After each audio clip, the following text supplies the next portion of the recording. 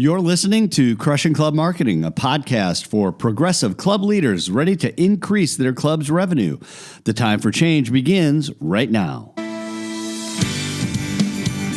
Columbine Country Club, just outside of Denver, Colorado, has experienced exponential growth over the last 3 years due to what Director of Sales and Marketing leader Robert Coulard says is a sales culture at the club. After a 7-year decline, Columbine has a new clubhouse and a full membership. In this episode, Robert will share with us how he did it while creating an annual marketing budget that's pushing $500,000. Well, thanks for joining us today, and thank you, Robert Coulard from Columbine Country Club out in Denver, or Columbine officially, I suppose, right? Yeah, it's Columbine Valley, but we're just outside of Denver, and it's a pleasure to be here. Yeah, really happy to have you on, and boy, you've had such great success. First of all, let me start out by saying congratulations for being named Clubhouse of the Year by Golf Inc. How did that come about? Thank you. It was pretty cool. We just finished up a 2.5-year project where we scraped and rebuilt a brand new clubhouse here. Our old clubhouse was about 60 years old, so we built a new one.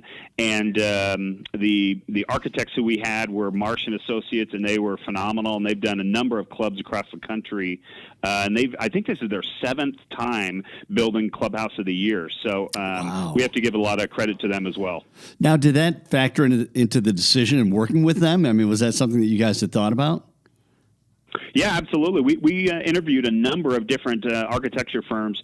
However, Marsh and Associates was really the predominant one in our market that was really looking to go a little bit more forward thinking, and we had some kind of crazy ideas that we wanted to have somebody who was kind of along for the ride with us. Yeah. Wow, that's cool. Congratulations. What a great recognition, at least, for the work that was done and for the new clubhouse.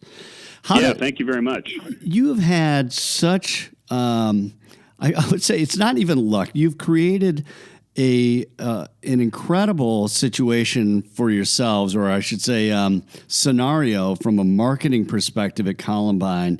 I want to talk a little bit about what you did and some of the tactics and how you manage and maintain your marketing budget and things like that. But let me ask you this. How would you describe, first of all, the health of Columbine Country Club? It's great. I got here in 2015, and I had been with a number of other clubs prior to this, 4 or 5 clubs before this, throughout my career. This had come at a point where Columbine was, they were on a decline, which a lot of the clubs in our industry have been on. They'd been on a 7-year decline where they were net loss growth for 7 straight years. And they kind of saw the writing on the wall, hey, what are we going to do? And at the time, we realized that one of the things we needed to do was our membership was aging out along with our clubhouse, and it just wasn't a place that younger families would come to. And so after a lot of thinking and planning with the membership, they decided to overwhelmingly scrape the existing clubhouse, build something that's a little bit more forward-thinking, and let's see if we can fill the membership really based on what the clubhouse would kind of look for at the time. And it seems to be great. So now, as of this morning, we're actually full in all membership categories, which is great for us. We have, in the last 3 years, we've sold 252 memberships, and wow. That nets out to a little over $9 million in those 3 years. Wow, that is terrific. So the actual clubhouse obviously is a factor.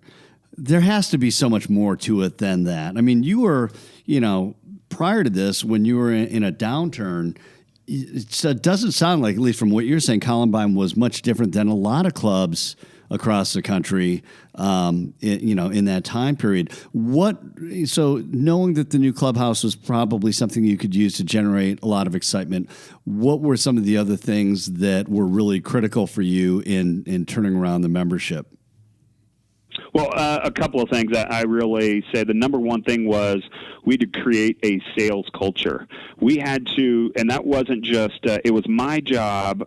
Ultimately, I'm responsible for the membership sales. However, we needed more than just me selling the club. We needed the entire management team. We needed the board. We needed the entire membership. And so what we did was we really rolled out a campaign that the membership is really the sales force that's out there. So I could be out in the community and educating and kind of knocking on doors and doing that stuff. Or I could spend my time educating and motivating our own membership and let the 400, 500 of them go out and find the referrals and come back in and we could close them. It really kind of turned this upside down so that it really was a team effort between the membership and myself, or the entire management team, that we were all on the same page. We were all heading in the same direction. We all knew in order to pay for this $25 million new clubhouse, we needed more people coming in the front door and writing those checks.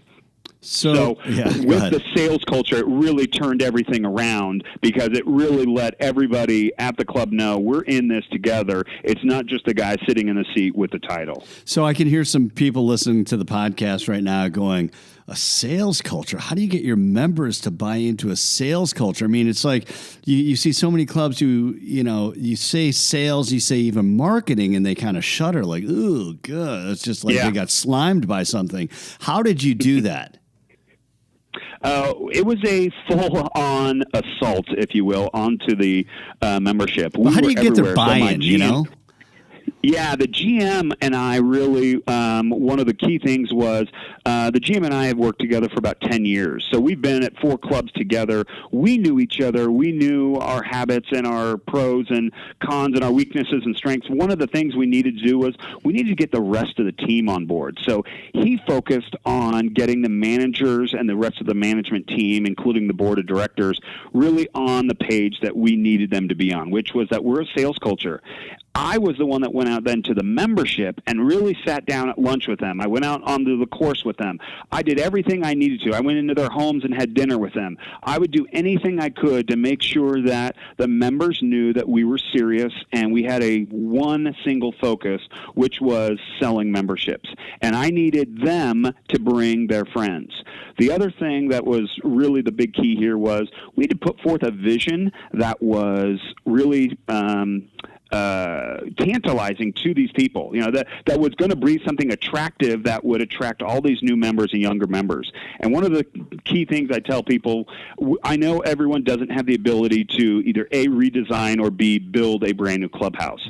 We did out of necessity. We had to do it, otherwise we weren't going to be alive too much longer. And so we built not only the clubhouse, we designed the clubhouse for the people that would be coming in the future, not the people that are here now. So we built it for younger families. We needed younger families coming in, so we put in a new fitness center. We put in a kids' daycare. We put in simulators. We put in all this stuff so that the people who were coming knew, hey, this is a place I want to be. This is a little more forward-thinking, and the members could actually go out and really promote that to all their friends, and that seemed to be a tremendous success. So I love it, and I get excited just listening to you talk about it because of the enthusiasm that must have been required for you to go do this. But what's the message? Like, what do you? I'm a member at a private club, and you always hear that hey, our members are our greatest source of referral, and you get spiffs for if you bring in a friend into the club and things like that. But honestly, Robert, for me, a lot of times I'm kind of like, okay, I'm not going to go and try to convince my buddies to join the club. But sure. You obviously had a compelling something that got to the members in a different way. Can you share what that was? Yeah, I want to say I think it was what I think it was a breath of fresh air, which was just a change from the past. And you mentioned the spiffs.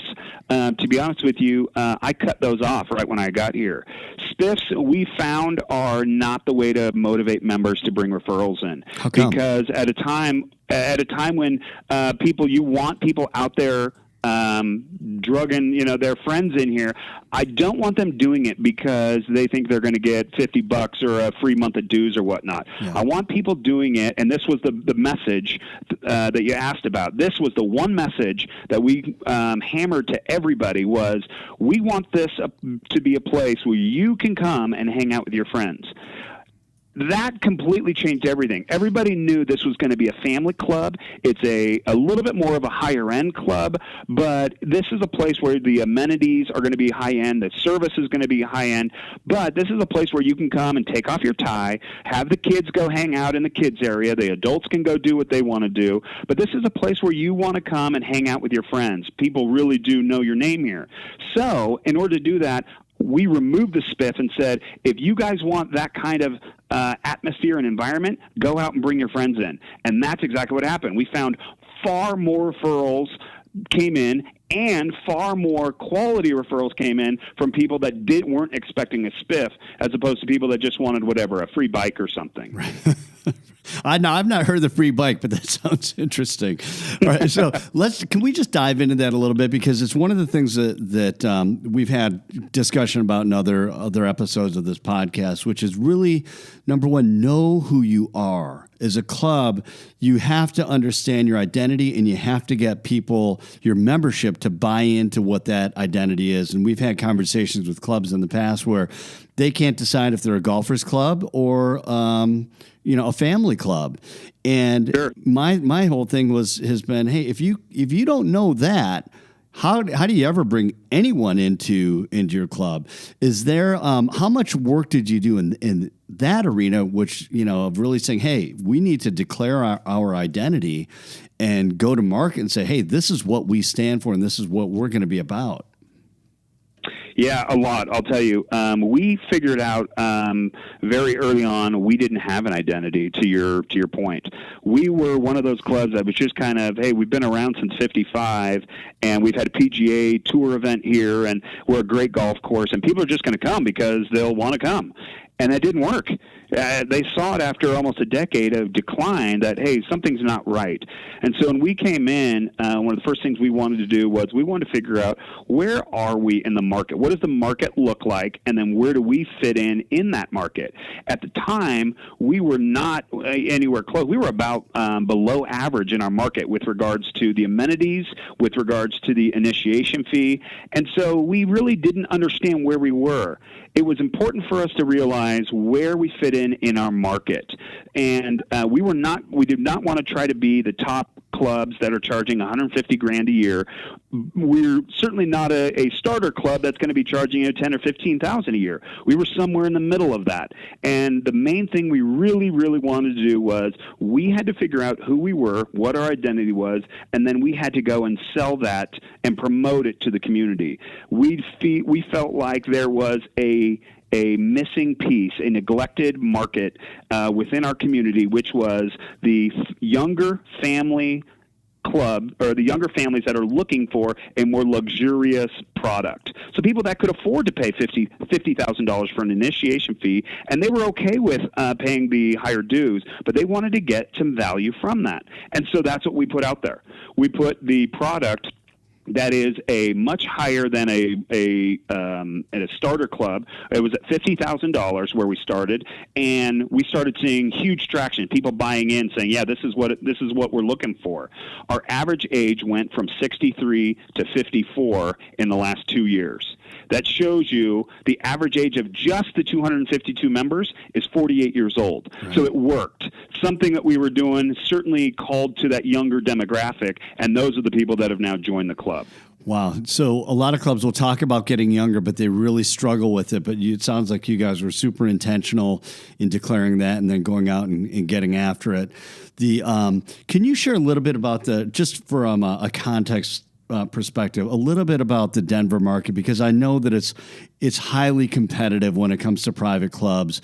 And I think that, in Minneapolis, people would say, well, it's very competitive in Minneapolis. But I know this, I don't believe it's as competitive in that there are not as many clubs in this area as you have in Denver, as there are in Detroit, as there are in some of the other metropolitan areas. How would you describe the landscape of private clubs and where Columbine fits in that landscape? Yeah, it's a great question because as we kind of just talked about, the landscape really, I'm not sure anybody at our club really knew what that was. I think too many times people, and certainly at some of my other clubs, we just kind of figured out, or we just kind of went along with the idea, hey, we're going to do what we do and hope, that membership is going to come. When we got here, we realized we couldn't rely on hope. We had to rely on a very strategic marketing strategy that would allow us to really break through the Denver market. Denver happens to be one of the top 5 fastest growing cities in the country right now. We have about 1,000 families moving into the Denver metro area every week.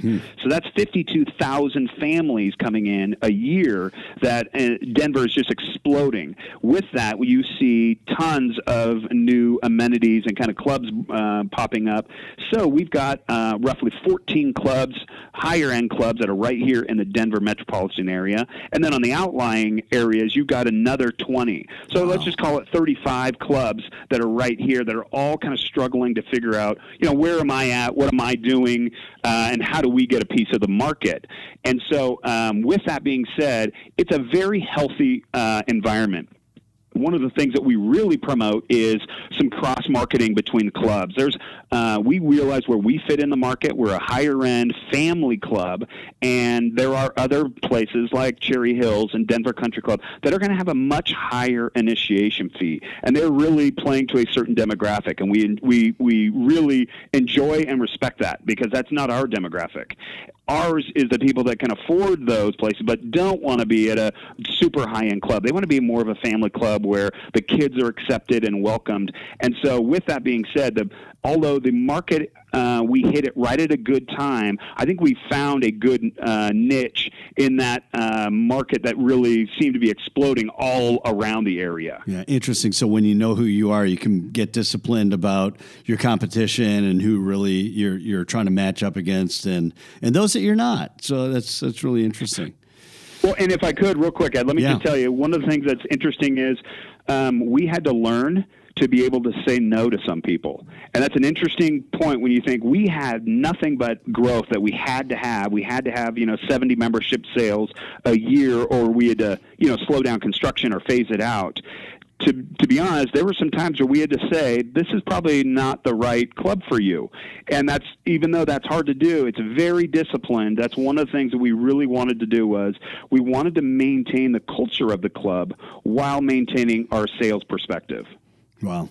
Because you start bringing in the members who are not the right fit, and it's going to hurt you in the long run from being able to attract the members that you really want and the members that you have. Yeah, sure. Most clubs don't have the luxury of being able to do that. So, I mean, that's really cool. Let's talk about your resources, and you're able to invest quite a bit of money in marketing. Can we talk a little bit about that? And sure. At this point, your budget for the year is just north of $400,000 for marketing. Is that correct? Most people who are listening would their jaws probably just hit the floor if they haven't passed out. How have you been able to create that? And let's just start with that. I mean, for people who are sitting there going, "I'm working with a $10,000 marketing budget this year," I can't even imagine something at that level. Yeah, and I recognize that. I started at a corporate club. At my very first club, we had $0 marketing, and when we wanted to do something, we were kind of laughed at by the corporate headquarters. And we had to fight to I remember it was like an ad in the paper for like $500, and that was it for the year. And I just remember thinking, there's so many things we could do if they just gave us the money. When I got here, the GM and I realized we were going to need a significant investment to get tools, things that were like a website and electronics and whatnot, to just get us up and going to a point where people are going to say, yes, I'll buy into that, I'll write you a check, I see where you're going, I'm in too. In order to do that, we had to build credibility with the board and with the membership. And so to begin in the beginning, the first year we asked for 5% of the initiation fee revenue to be set aside for a marketing budget. Now, the year before I got here, they were doing about between $500,000 and $600,000 a year in initiation fees, and $500,000 and $600,000. So they thought, okay, well, we're going to give you roughly $25,000-$30,000. It's a lot more than we've ever done, but I said, if you just give it to me 1 year, I promise I will double that money for you, and I'm going to come back next year and I'm going to ask for double. They came back that first year. After my first year, we did $1.4 million in initiation fees our first year, which more than doubled what they were previously doing. At that point, when you say, okay, you just gave us $700,000, $800,000 more than we had asked for, and we gave you $25,000. What can you do if we gave you 7% or 8%? Well, I stuck to I wanted 10%. So they gave me the full 10% with a leash that said, hey, look, we're not going to go crazy on this. We do need the revenue, so we're going to give you 10% with a leash. Our second year, they gave us 10%, and we did $2.2 million in initiation fees. Wow. Our third year, we just finished up, we did $3.5 million. Oh my gosh. So the reason why I say that is because we needed some tools to sell. And a lot of people, the membership directors who are out there listening right now, are saying, yes, I know there's a lot of people out there who are asking, if I just had, $10,000, $20,000, whatever it is, I know I could do this.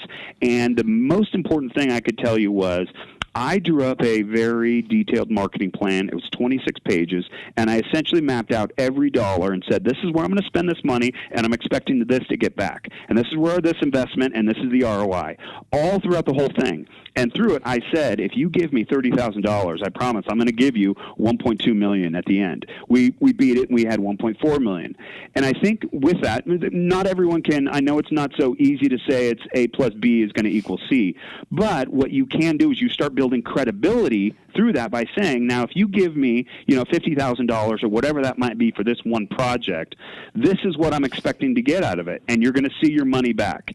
Most of these guys are businessmen. They know, they see it, so they're dealing with this on a daily basis. So this shouldn't be a very foreign concept to them. I just can't overestimate the importance of being able to build credibility and to have your GM out there kind of fighting for you on behalf of the board. So when you first go out, I love this story, and I love the, especially as an entrepreneur, I especially love it. But so you go to them for the first time, and for that 5%, and you're guaranteeing this return on their investment. What made you so confident that you could do that? Because there are a lot of people that, man, that risk just scares the crap out of them. But what was it? Was this a model that you were able to prove out from the other clubs that you had been at, or what really gave you that confidence? Well, and I think mainly it's pretty simple. I mean, this is a very easy answer. The answer is because we were getting $500,000-$600,000 a year on walk-up business. I mean, there was no marketing. There was no membership guy here before. It was somebody who was kind of, accepting applications. And so when you bring in a sales guy and you bring in an entire marketing strategy, I mean, the sky was the limit. I knew, without question, at 1.2, and I remember at the board meeting, they said, we just want to see if you can get $1 million. We don't even think you're going to get that. I said, okay. I mean, that's all I needed was, you don't think I can do it? Great. Right. I'm going to go and do that. Right. So I knew it was walk-in business was $500,000 or $600,000. If you actually went out and started, doing some marketing, I mean, the sky was really the limit at that point. That's pretty impressive. So there are two tangents I'd love to explore with you a little bit on this to get your advice and what worked for you in this. You said something really interesting a second ago, where you said when you presented it to them, they're business people, and yet so often we'll hear from people in your role that will say, "Geez, our board is really impossible. They don't act like business people.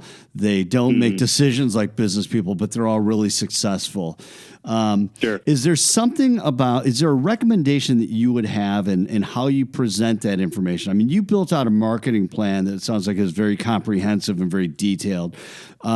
Is that something that every director of sales and marketing should do or needs to do if they're presenting a plan I know it's coming to the board of directors. I mean, what was your secret in dealing with this group of people who can be very unwieldy and who turn over on a regular basis? Yeah, an excellent question. One that I know is I've dealt at every one of my clubs, and I know many people, if not all, the vast majority are going to be dealing with this. I say there's a two-pronged approach to this, and they're both very, very key. The first is you have to establish your own credibility with the board. That's first and foremost over anything. The reason why I say that is because they are looking for you or to you to be the expert in that area. So be the expert in that area. I did all the research I could possibly find on every single one of my competitors, on the entire market. I even did surveys, and I went and looked at census records and all sorts of stuff. Who's living in our area? Who is our market? And then I went through literally house by house to see, okay, this guy's a lawyer here, and you can see all of this on data on the internet. Their average the income in this house is $300,000. They've got 2 kids, and yada. You can go through this whole thing. Sure. Well, when you start going through that, I don't think people need to go through that much detail. I was a little anal about that because I really wanted to see, was the market capable of the club and the membership fees that we needed to charge. What I would say is, if you're a marketing or membership director listening to this right now, you need to become the expert in your area so that when a board member slyly goes by your office and says, hey, by the way, what do you think our membership initiation fee should be? Or where do you think it's going to be in 6 months? Where do you think we should be in 5 years? You should know all that. You should know what your attrition rates are. You should know what the needed income, what is your net monthly income and the net from the dues increase that you're going to be selling. You should know all of this. Know what the marketing budget is. Know what the budget is for the membership initiation fees as well as the dues. Where's all the money going? Know what your governance is. If you can establish credibility by knowing all of this, then they're going to stop coming to you and saying, hey, we need you to do this. They're going to start coming to you saying, hey, what do you think about this? And when you start getting that kind of relationship with them, you realize, okay, we're on a different playing field now where I'm in control of the marketing strategy, and it's a dual, it's a relationship with the board. But that does lead me to my second point. The second point, which is very critical, is you have to get your GM on board. Mm-hmm. You guys have got to be on the same page. The GM is in every single board meeting. He's the one that's dealing with the board. He's the one that's running the club. He's the one really that you need out there running interference for you. There are some ideas, I got to be honest with you, Ed, that are crazy that I've come up with. I mean, they are psychotic when you think about this. And my GM is out there. He's the one taking the bullets from the board saying, what is he doing running a private jet to fly people to Aspen? Well, wow. You know, it's a good marketing strategy. You know, he's going to get this and this and this. And then he comes back 2 weeks later. By the way, all 8 people on board that flight signed checks. So it turns out to be a pretty good investment. So that's what I say is you need somebody out there that's going to be running that interference for you, that you can maintain your course of action, but you do need help on that. It's not just you alone. You got to get your GM on board with you. And it's certainly helped that you and your GM have had this relationship and have a history of working together. So there's that trust that's so important as well in that relationship. That's true, but remember, it started at we had day one also. There was a first day for us, and it took us a couple of years before we started hitting kind of our stride. And if I'm being very honest, it took us about 5 years before we really kicked it into gear. So it could take some time. Yeah, interesting. So let's get to the other part of this is where some people might be listening and saying, okay, let's go back to what this marketing budget. How are you, if you're able to share with us, Robert, how are you spending that marketing budget annually? Are you going to shows? How much of it is for membership? Is some of that going to like your catering and event stuff? Are you doing it online? Are you buying ads in the Denver Post? Is the Denver Post still in existence? I can't remember. Yeah, okay. Yeah, it is. Yeah. The Rocky Mountain News closed down a few years ago. It did, yeah. The Rocky Mountain News, but the Denver Post is kind of the main publication here. Anyway, side note. I would say this. Here's what we do. I have a couple of theories and philosophies that I use with my marketing. They don't work for every club, and they certainly haven't worked at all of my clubs. So I say this: here's what we did. Here's what made us successful. Take it how you would like, interpret it, and translate it to how it might work for your club. I realize not everybody has the budget that we have. That is completely understandable. Keep in mind, nobody had the outweighing membership need that we had either. We had a $25 million building to pay for, and it was all through initiation fees. So we had to do that to survive. And I realize a lot of other people are not in that. So here's what we did. I do not believe too much in passive marketing. So we do a certain amount of publications and that kind of stuff, but not a lot, because it's very rare that you're going to get something back from that, especially being we're a 501c7. We're a not-for-profit club. So one of the things under your tax code that you're not allowed to do is you're not allowed to solicit membership. So you can go and promote the club, but you're not allowed to say, hey, come join, and hey, we've got a membership promotion this month. You're not allowed to do that, otherwise you jeopardize your tax status.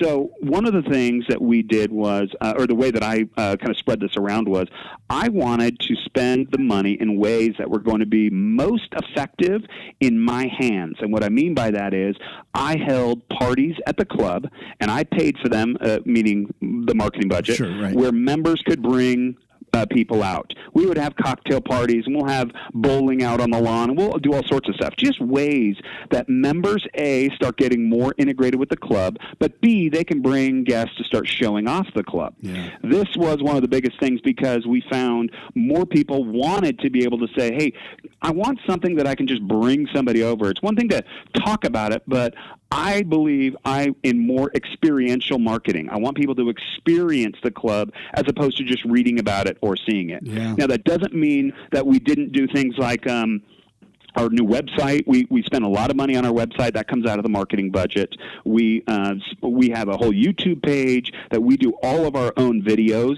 So we bought some equipment to produce those videos and some cameras. We bought a drone to really do over the club that we do ourselves, and we promoted all of these construction videos, and we would send them out to all of our prospects and say, this is where we're at. Come in and come take a look. Come take a tour of the construction site. We also spent money, a significant amount of money, on new members. And what I mean by that is once they become a new member, they sign up, there's a certain amount of money that we spend on them right after they join, because the most excited people at the club and the most members that are going to be more comfortable and likely to refer members are going to be new members. So we wanted people who just joined the club to be so excited about it and start giving referrals that we have a new member box that we send out to each new member. It's $160 cost on it, and it gets hand delivered to their house or to their office. It's a really, really nice upscale box. I know it sounds kind of weird, but it is a very nice. So every time I hear it more and more, they're like, "Oh my gosh, this is awesome! I never was expecting this. I've never heard of a club doing this." And it's just a welcome box, right. And it's got a bunch of toys and stuff, things in it, but it really is. Hey, we also let them know we expect our members to refer members. So new members that are coming in, they're told, hey, look, we are only a club that allows referrals from new members, so we expect you to give us new referrals. And everybody knows that from day one. And so all of this money that we're kind of putting in is really under this scheme of we want the members that are here to go out and find the good prospects and our future members and bring them in. When they come in here, we're going to be ready at the club, and they're going to have a phenomenal time. That is really interesting. So just the idea of hitting up the members who have just joined and going after, because there is so much excitement, they want to share that enthusiasm with other people. It's really interesting. What was I going to ask you next? Your approach to your role.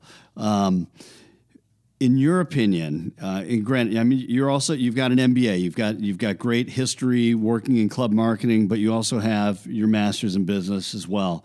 how much of your decision making, how much of the decision making do you believe that people who are directors of sales and marketing at clubs need to shed some of the club mindset? And this may not be fair, so with all due respect for people who are in their roles and innovating that are brought up in the club world, the private club business has just reached a point where you have to be able to think in more sound business strategy. I mean, whether it's from planning and from all the way through execution, and then engaging your existing members.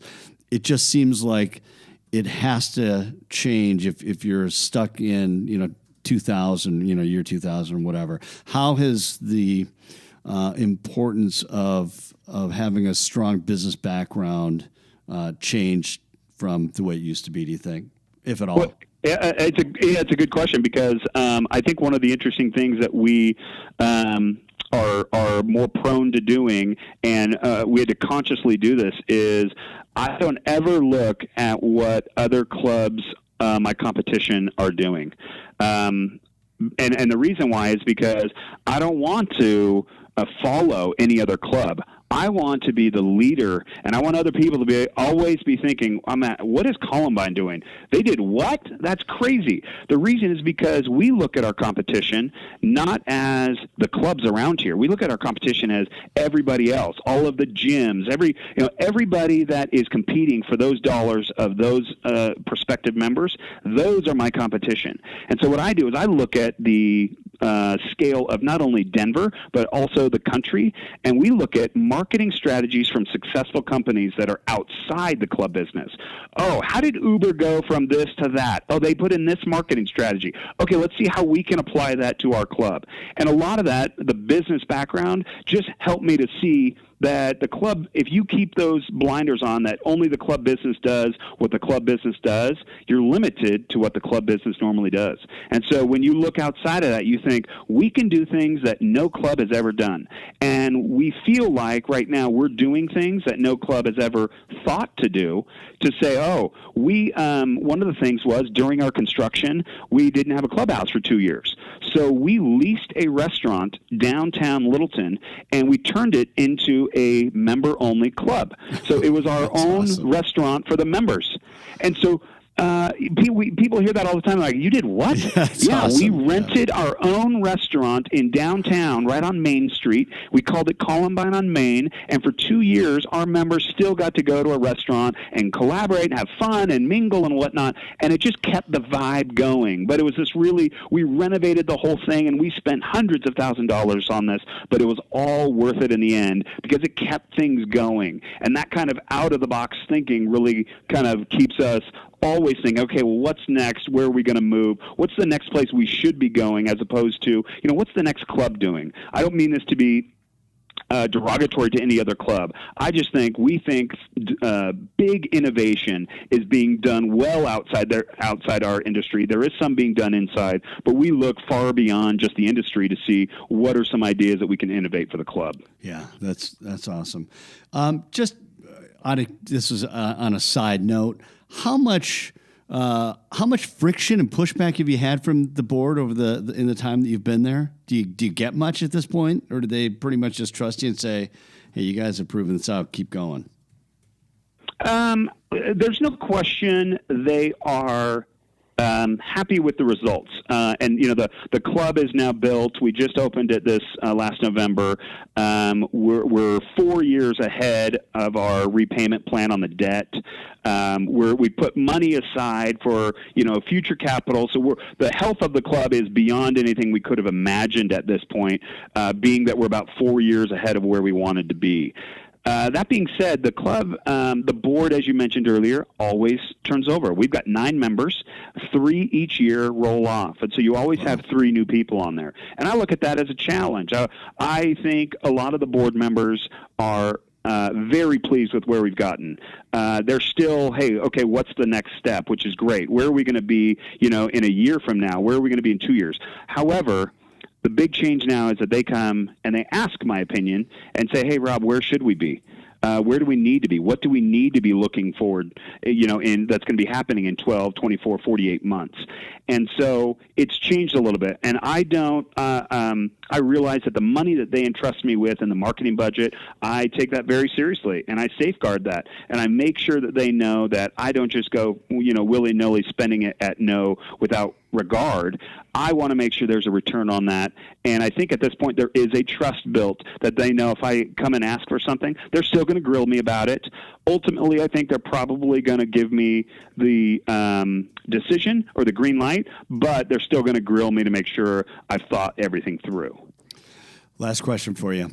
What advice, what suggestions do you have for the director of sales and marketing at another club that's maybe where you were, prior to 2015, or where the club was prior to 2015, or the club that's, gosh, we've got a very small marketing budget, and I hear what you're saying, Robert, and my gosh, I don't know how to get there.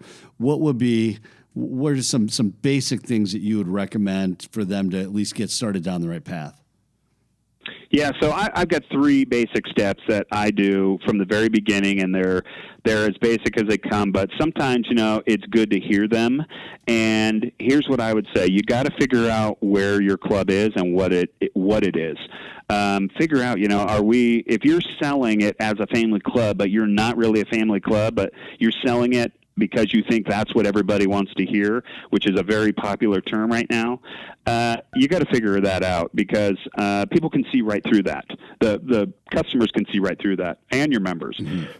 So figure out what you are and what you're not, and figure out where you're at in that market. Sell that, okay? You can still sell, because there are going to be people out there that either A, don't have a great golf course, or B, don't have a great facility, or C, don't have either of those.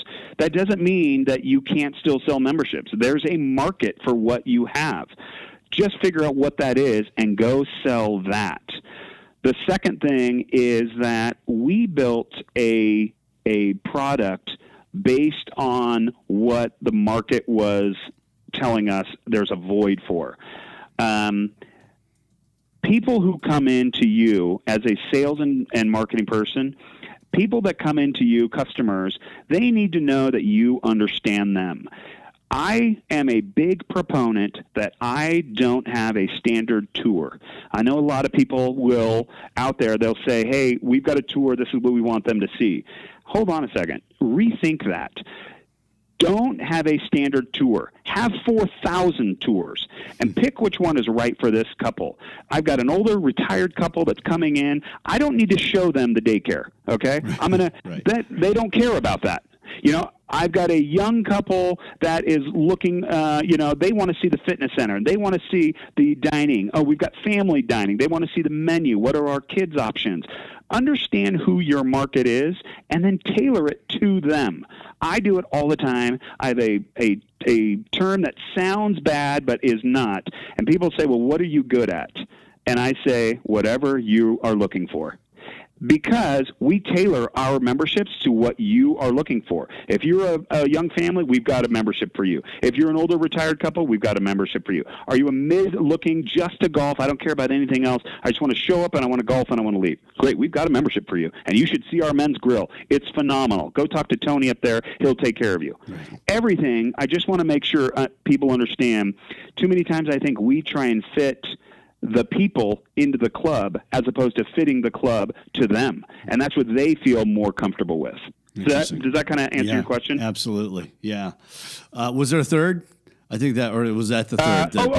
Yeah, the third. You got to create a sales culture. Everyone's got to know that there's a sales culture. If your members don't know and your team doesn't know about a sales culture, then you don't have a sales culture. A culture means that everybody involved knows it's there. So create a sales culture among everybody that are all your key players there, your board, your management team, and the members alike, so that people know there's a reason you're there. You're not there to accept checks and whatnot. You're there to sell memberships and to bring new people in. Show your value to the board and to the members by creating a sales culture.